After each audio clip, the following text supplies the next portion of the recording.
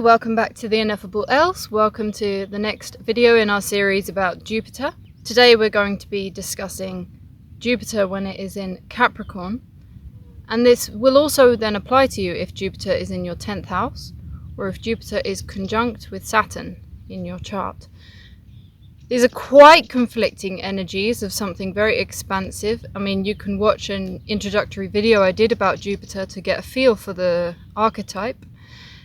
And when that's coming into contact with something so constrictive and restrictive and boundary focused as Saturn being ruled by Capricorn, then the manifestation of this will be something quite particular. This is certainly to do with something very real and physical. It's something almost architectural, and you can imagine the skyscrapers that exist on Earth and the great grand projects, and creating something such as the things that you see in Dubai, the island that looks like a palm tree that's completely unsustainable but absolutely marvelous and magical. All of these kind of features is a combination of something very dense and real and money oriented, but also something very expansive and wild and creative and joyous and a celebration of life. After all, Capricorn is an earth sign, so you'll likely have a good handle on money. Also, if you are involved in a community, or perhaps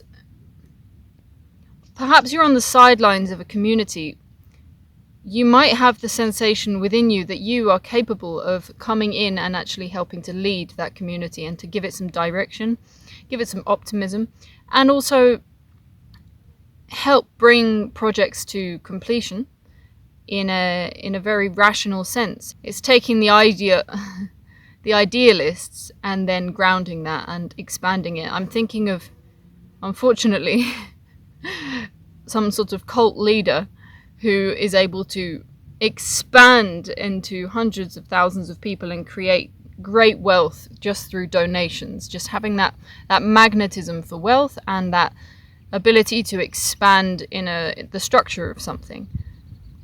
So let me explore cults then. What is cult? Cult is ultimately culture. It's something which is created and something which lots of people subscribe to.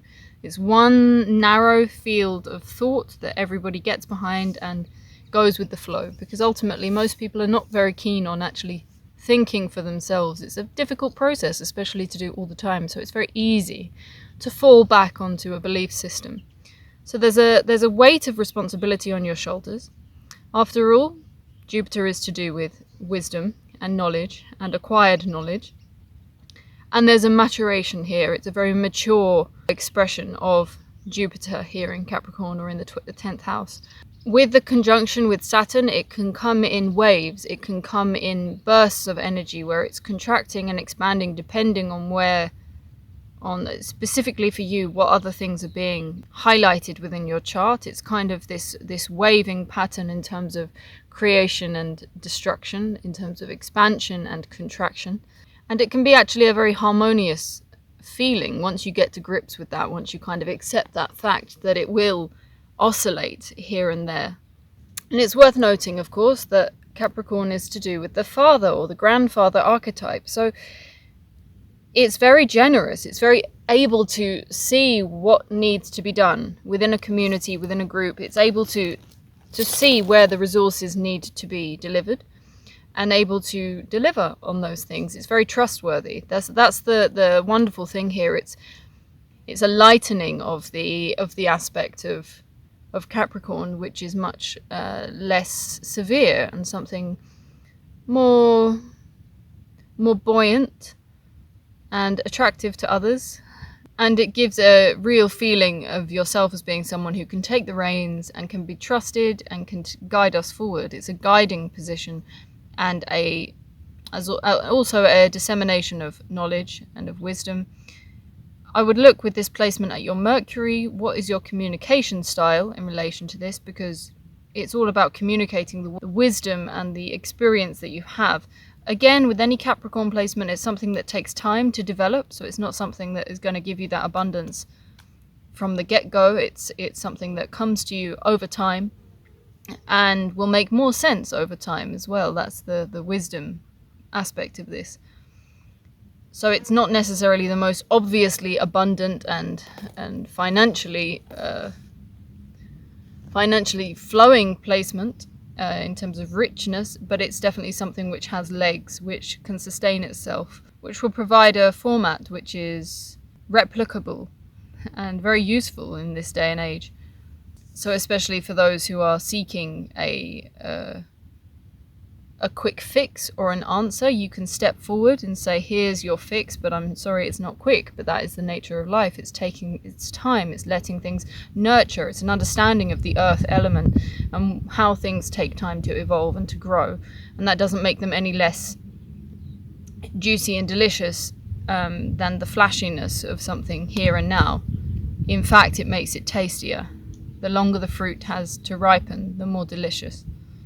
And this is another medication that Jupiter is then providing for the Capricorn, is a really healthy dose of optimism, which is often missing from Capricorn, who is very able to see the negatives, the downsides, and also the failings. So it's much more based around silver linings and much more oriented towards things going in a good direction. But as a leader and as a guide, there's something key to this, which is that you really are paying attention to your own body, your own physical health, and not allowing things to get in the way, such as addictions or distractions, and really being that change that you want to see. So that does mean that you have to put yourself first, because how is a man supposed to lead his family, or a colonel in the army supposed to lead, unless they've really got their own self in check? And that is fundamental to this placement. It's to do with the bones, it's to do with your own sense of structure, and it's to do with a very physical, somatic experience of your body, and noticing changes and observing the emotions and observing external changes, how they are affecting you. It's a lot of clarity. The father archetype is quite jaded, as is adult male, as being disconnected from the emotions, and therefore not the best father. The best father is someone who is also in touch with their emotions and able to understand what's going on, because how else are they supposed to provide?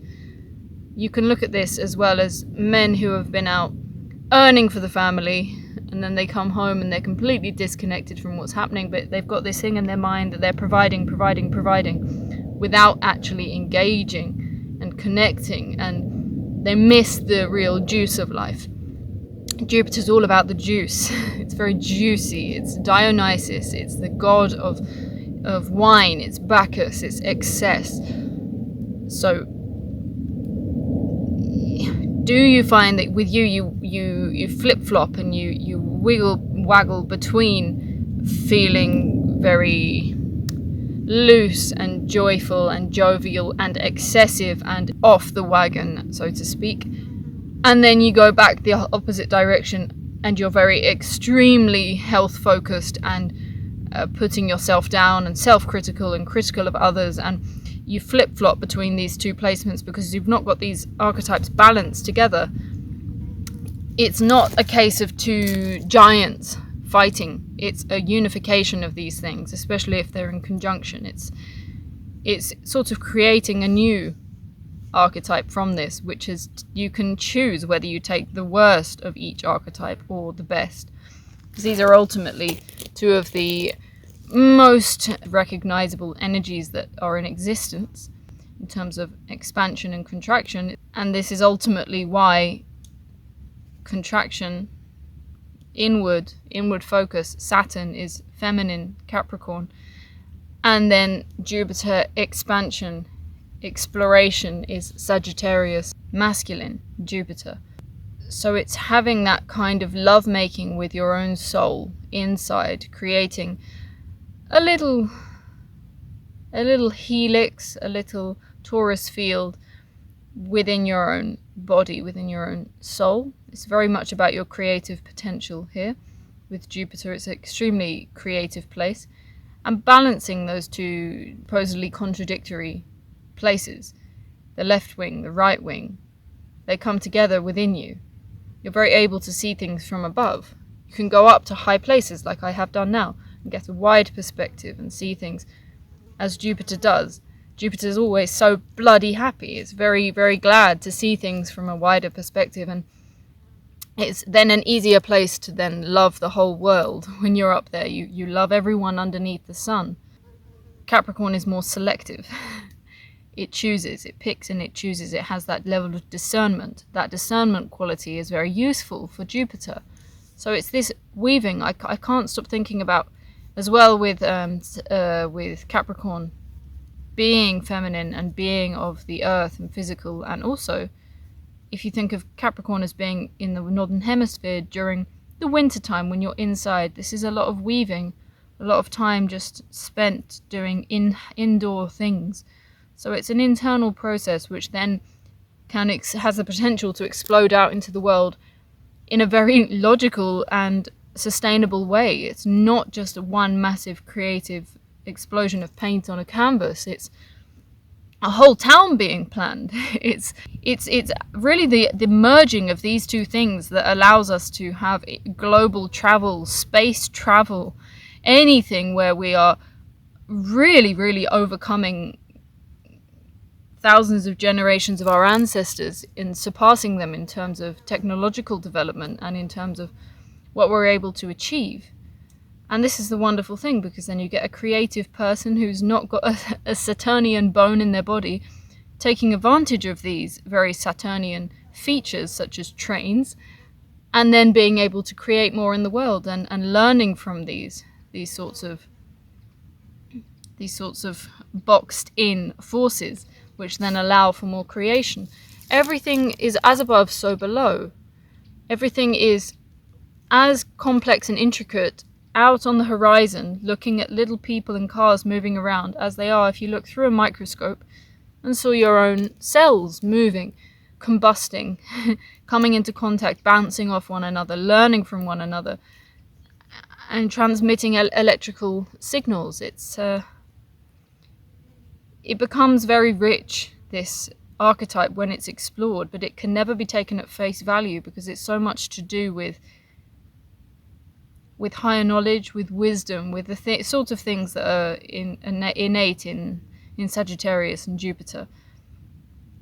But it's brought to its ultimate force, to its most realistic conclusion, and it really respects the limits of the technology of today, whilst also striving for more.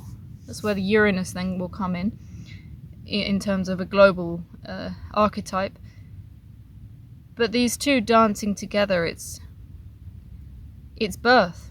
There is no baby unless you both expand and contract. It's this that births. It has to be the two things together. You don't just do one big push and it's out. It's a dance. Likewise, it's the marrying of the very cerebral with the very rooted. So it's the topmost and the bottommost chakras coming together into this well-informed conclusion.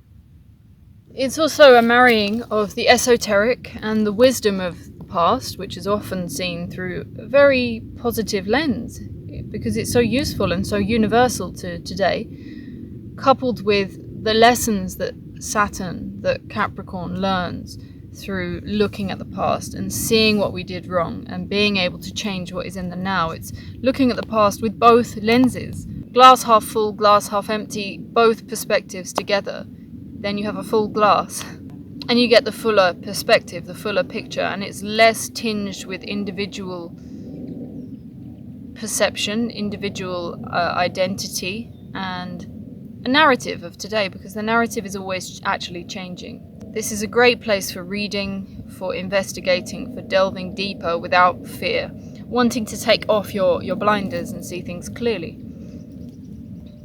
You'll see this in parents who previously may have had very strong political beliefs or belief in this way or that way, and when it comes to actually having a child, the beliefs shift according to what is most appropriate and beneficial for this child.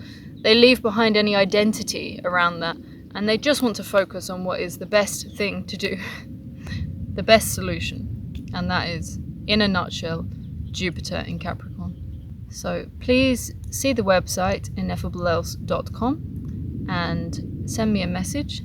Let me know what you think in the comments and subscribe. I'll see you next time. Bye bye.